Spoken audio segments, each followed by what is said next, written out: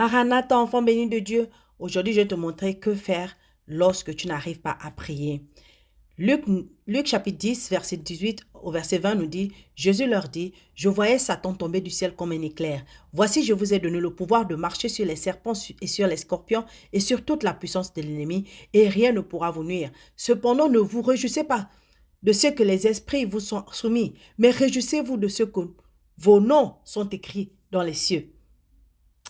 Si tu sens de l'opposition, si tu sens de la résistance venant du malin lorsque tu commences ton temps de prière, si tu sens de l'opposition ou de l'oppression contre toi dans l'invisible, si tu sens une force invisible qui cause de la résistance et te rend difficile d'ouvrir ta bouche pour la prière ou même d'ouvrir ta Bible, ou tu sens de la crainte ou de la gêne ou de la timidité ou une faiblesse aussitôt que tu veux prier, alors reconnais que c'est l'œuvre d'un esprit malin dans ton entourage venant te résister et essayer de t'empêcher de prier.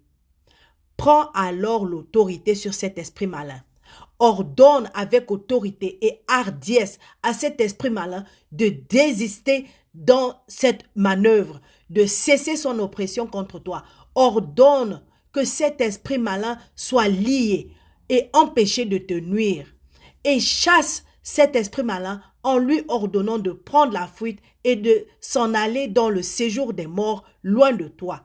Brise la résistance par la parole de ta bouche. Brise la résistance par la connaissance de qui tu es. Brise la résistance en sachant que tu as déjà l'autorité de le faire. Alors crois que tu peux le faire et fais-le sans hésitation. Ne te dis pas, oh oui, je me sens faible, vraiment je ne sais pas ce qui m'arrive. Ah, ça fait une semaine, je n'arrive pas à prier, Seigneur. Hey, tu as l'autorité. Utilise cette autorité-là. Commande à cet esprit de déguerpir et il va disparaître de ta vie. Il ne va plus t'emmerder. Crois-le et fais seulement. Shalom.